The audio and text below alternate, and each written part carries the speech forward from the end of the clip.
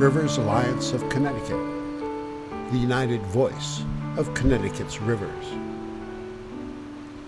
Rivers Alliance protects all the state's waters, from Mountain Springs to Long Island Sound. Today, it's a beautiful day to be by the river. We're on the Chepaug River. Just here to talk about Rivers Alliance and what we're doing, where we've been, and where we're going. The mission of Rivers Alliance is to protect all waters of Connecticut. Rivers, streams, groundwater, it's all connected, it's all related.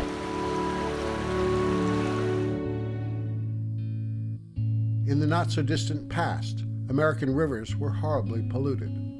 The main threats were industrial waste and sewage. People who are my age remember when rivers were too polluted to swim in. Talking to my dad about his childhood when he really literally couldn't put his big toe in a waterway, and he grew up not very far away. Americans demanded reform.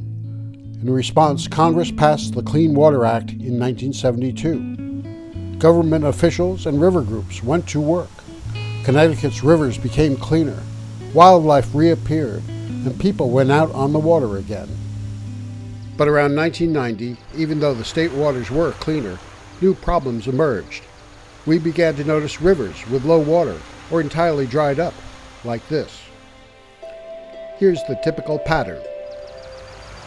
During the summer, if there are not enough rains, the riverbed can dry up to the point where you can walk across the river without getting your feet wet. It basically becomes an isolated series of pools, and all aquatic life is basically driven to those pools. Trout, turtles, frogs, etc. suffer as temperature rises. Climate change was changing rivers.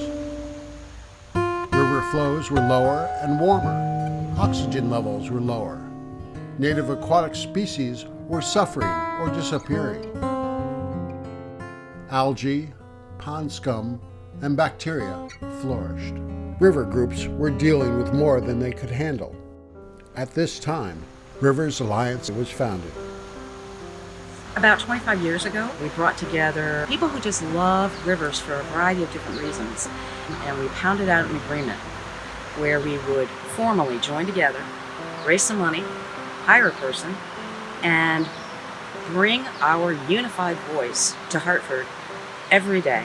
So nothing could fall through the cracks, and we would, we hope, have power that we didn't have individually. And that's what happened. With a program of education, advocacy, and help to local groups and individuals, the new alliance, working with partners and the public, developed a strong record of accomplishments, including State Watershed Network, aquifer protections, grants to watershed groups, ban on MTBE in gasoline, stream flow protection for reservoir rivers, Water Trails website, State Water Plan. Rivers Alliance is the only statewide organization that works solely on water issues here at the state capitol. We work on policy issues to protect stream flows, to protect water quality, to protect water quantity. All of these things are very important. We don't want to be surprised by drought this time. And it's the job of Rivers Alliance to make people aware of our rich resource here in Connecticut. There is still a situation here in Connecticut where it is legal to dry up a stream. Excessive, destructive groundwater pumping is common and legal. Water companies drill near riverbeds, and they pump water from those wells to the extent that the river itself dries up from underneath. The section of the stream that was dewatered was a trout management area, and an angler who was walking across the bridge during his lunch hour looked down and there was no water in the stream. Dams are a problem statewide. Many serve useful purposes, Connecticut has wonderful drinking water reservoirs, but many do more harm than good. Dams historically have been very important, but over 4,000 dams in Connecticut that are unnecessary. They no longer serve a purpose. Rivers Alliance supports taking down dams whenever possible. Even repairs can damage a river for years, as was the case here on the Bantam. The river was totally dewatered upstream, and black sludge flushed downstream. The biggest way, of course, that dams affect rivers is through just complete blockage of fish passage or any creatures moving up and down the river corridor. How will we tackle the problems that afflict our great rivers? At Rivers Alliance, we work with many other environmental groups. But policy work goes nowhere without the support of the people.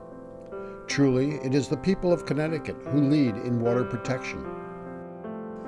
Continued water rights and usage conflicts led to the development of the State Water Plan.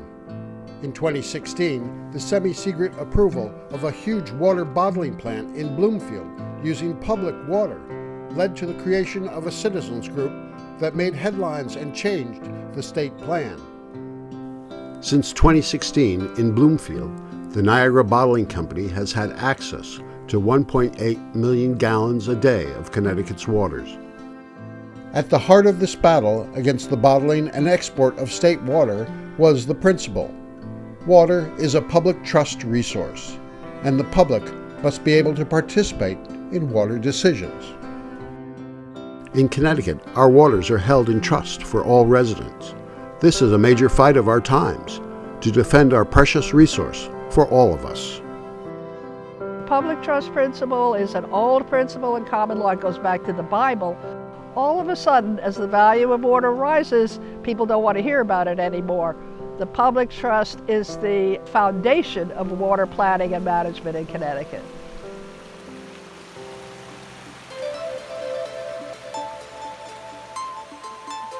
Rivers, by their just gentle beauty, they're always moving, they're always singing. The sound that they make is always soothing. That river can't fight for itself. It gives so much when you think about all that beauty, when you think about all that spiritual replenishment that river's given you, and you've got to fight for that. You've got to fight for that. And that's what we do at Rivers Alliance.